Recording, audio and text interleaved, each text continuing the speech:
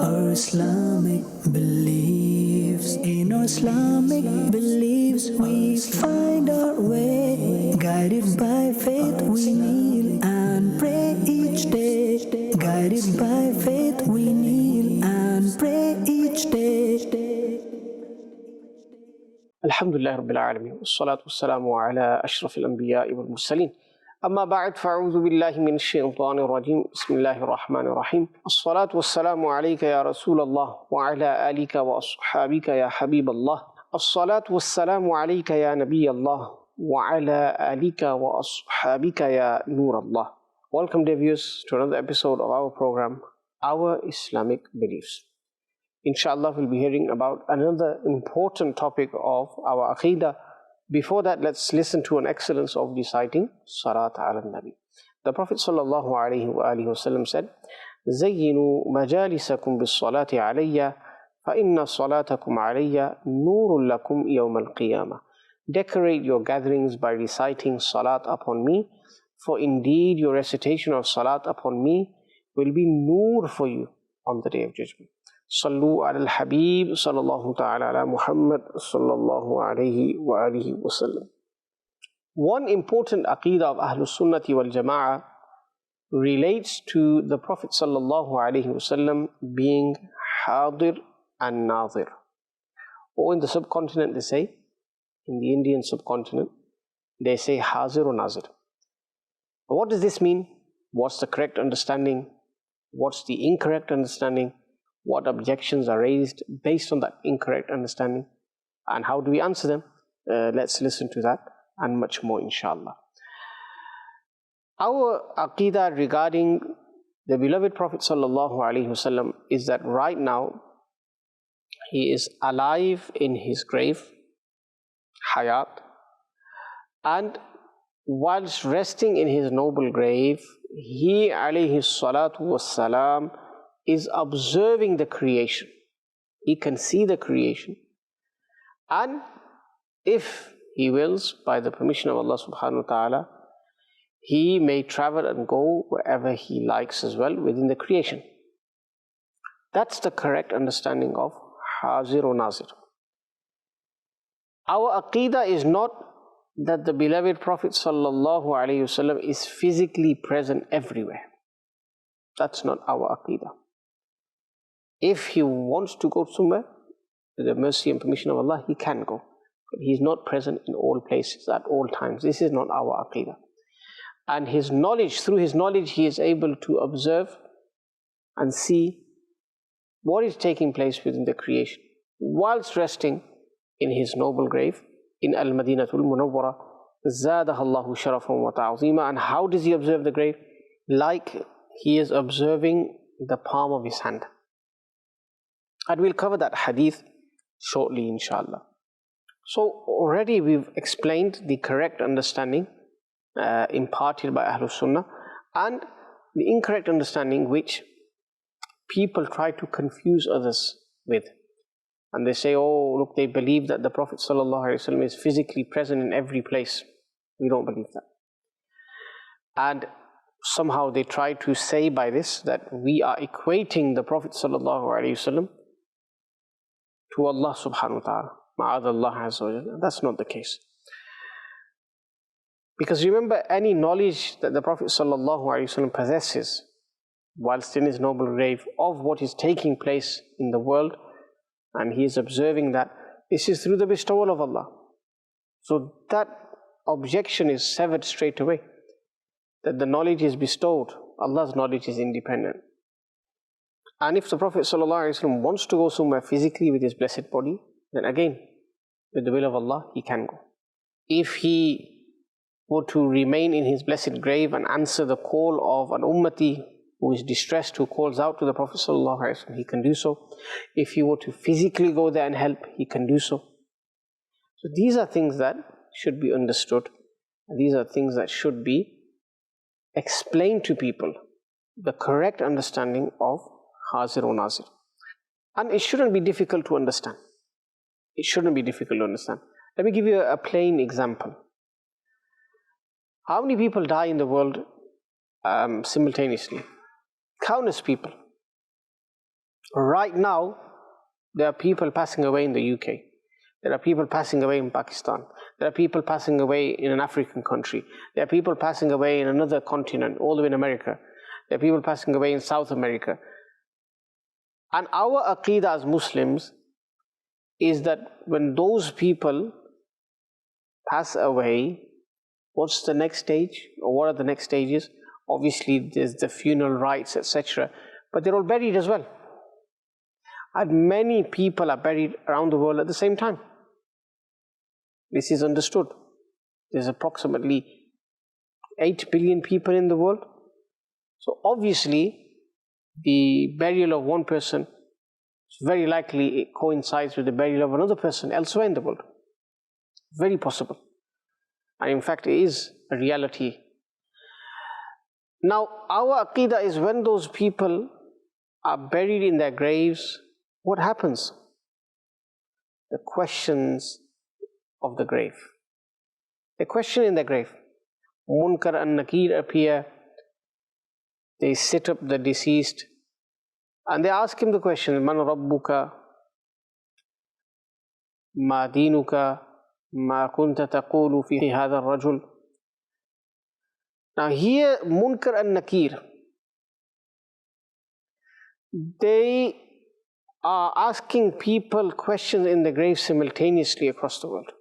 Allah has granted them that knowledge, that power, that quwwah. And if we go before that, when the souls are extracted and taken out of the body, Sayyiduna Israel alayhi salam, Malakul Maut alayhi salam, who takes out the souls, he's taking out souls in Britain, in America, in Africa, in Asia, throughout the world. How does he know where to be? Allah Ta'ala has granted him immense knowledge. He is in different places. He is observing different events, different instances and occurrences. Similar to Munkar and Nakir as well. So if angels have that knowledge, that power, then what will you say regarding the Dhat of Rasulullah Sallallahu Alaihi Wasallam? Rasulullah Sallallahu Alaihi Wasallam is Afdalul Khalq, is the greatest of all creation, greater than all the angels. Look at the journey of Mi'raj, the blessed journey that took place from Masjid al-Haram to Masjid al-Aqsa. The Prophet ﷺ saw Musa alayhi salam whilst on the way near the red dunes, the sand dunes, the sand hills. And then when he went to Masjid al-Aqsa, he saw Sayyidina Musa alayhi salam there as well. He met him, led him in prayer. He went towards the heavens, he met Sayyidina Musa alayhi salam again. Similarly, he saw Sayyidina Ibrahim alayhi salam in Masjid al-Aqsa, but he met him in the heavens as well. And it's our aqeedah that this journey took place with the body. Ruh ma'al jasad, with the soul and the body. Now in Al-Quran Al-Kareem, in many places the Prophet ﷺ has been referred to as Shahid, the one who witnesses. Now think about it, no witness can be a witness without knowledge. Shahid, someone who is an observer, is a witness, he has to have knowledge as well. Otherwise, what will he testify? What will he give witness over? Allah subhanahu wa ta'ala says, Inna arsalnaka shahida. We sent you as a shahid. Ana mubashir, ana nadir. Wa mubashir wa nadira. So the Prophet ﷺ is observing. And in another verse of the Quran, Allah subhanahu wa ta'ala says, Wa yakuna rasulu alaykum shahida. And the Messenger of Allah sallallahu alayhi wa sallam will be made a witness upon all of you. Now the tafsir to this on the Day of Judgment, when Anbiya alayhi salam will be asked regarding their ummah, did you convey the message to them? They'll all say yes. The ummahs will reject. Many of the prophets of the past, the ummahs rejected them whilst on earth, and they'll reject them there as well. And they'll say, nobody actually came to us. And there on the Day of Judgment, who will be a witness against those ummahs who will be lying? Our beloved Prophet sallallahu alaihi wasallam. Even before the Prophet ﷺ gives witness, the ummah of the Prophet ﷺ will give a witness, will bear witness. But those nations will say, how does this ummah know about our affairs? They came after us. And the Prophet ﷺ will be a witness upon his own ummah and upon all of the ummahs.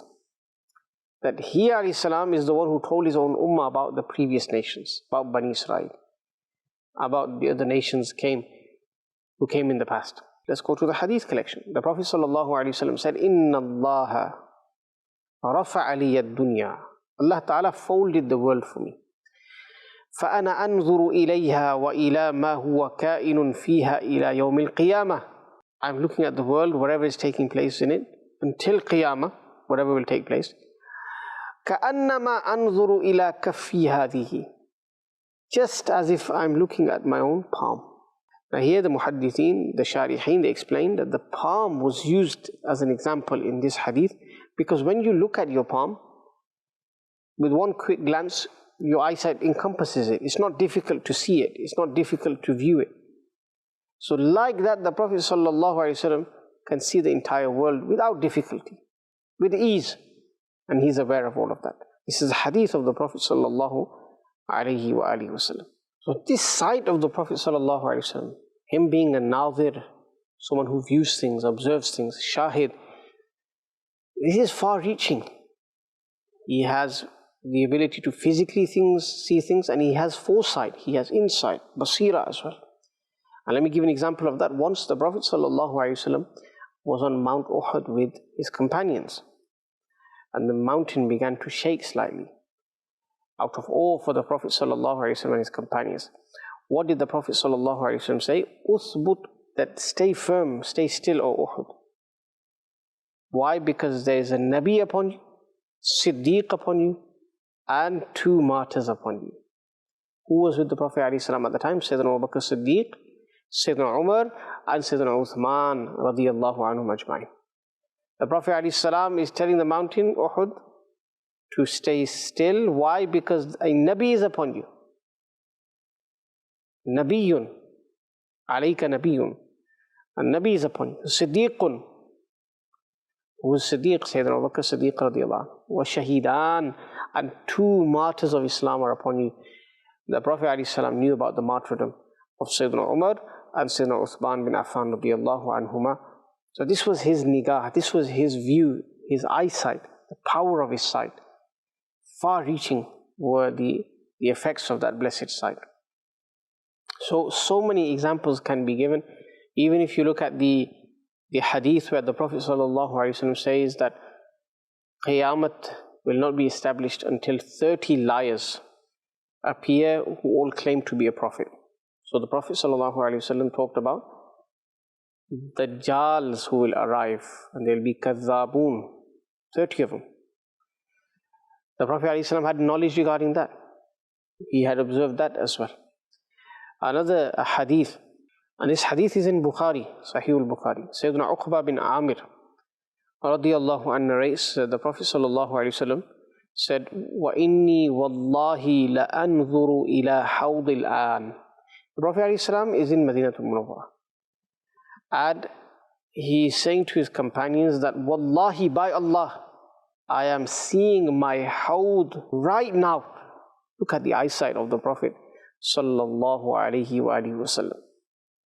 And the Prophet sallallahu alaihi wasallam said in another narration, Wa inna maw'idakumul hawd wa inni la anzuru ilayhi min maqami hadha. And the place where I will meet you is the hawd, and I am seeing that hawd from this very location of mine. Subhanallah. Look at the blessed eyesight of Rasulullah sallallahu alaihi wasallam. The Prophet sallallahu alaihi wasallam could observe things that we can't observe. In another hadith, the Prophet sallallahu alaihi wasallam said, Inni ara ma la tarawun wa asma'u ma la tasma'un. I see that which you do not see, and I hear that which you do not hear. How on earth can people compare themselves to the Prophet ﷺ? Those people who have a disease in their heart, and they say, the Prophet ﷺ was a man like us, a normal person like us. He did his duty and he's left. Ma'adallah. This is the level they stoop to. They commit disrespect. They are offensive towards the Messenger of Allah ﷺ. The Prophet ﷺ is saying, I see things that you can't see, and I hear things that you can't hear. All of these ahadith tell us that the Prophet ﷺ is not an ordinary man like me and you. He was the best of mankind, the best of all human beings. Afdalul Bashar. Once the Prophet ﷺ said to his Sahaba, Inni la arakum min wara'i kama arakum. I can see what is behind me just as I can see you. In the same way that I see you clearly, I can see what is behind me as well. Who can claim such a thing? We can't.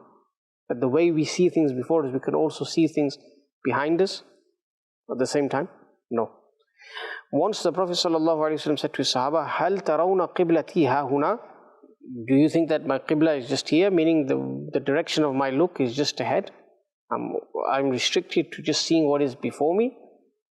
فَوَاللَّهِ مَا يَخْفَى عَلَيَّ رُكُوعُكُمْ. By Allah, your ruku' are not hidden upon me. What it refers to here is the khushu and khuzu of your ruku' and sujood. إِنِّي لَأَرَاكُمْ وَرَاءَ ظَهْرِي. I can see from behind. I can see you. I can see more than that. This was the Prophet sallallahu alaihi wasallam. So we learn that the Prophet sallallahu alaihi wasallam is Hazir and Nazir. He's in his noble shrine in Madinatul Munawwara.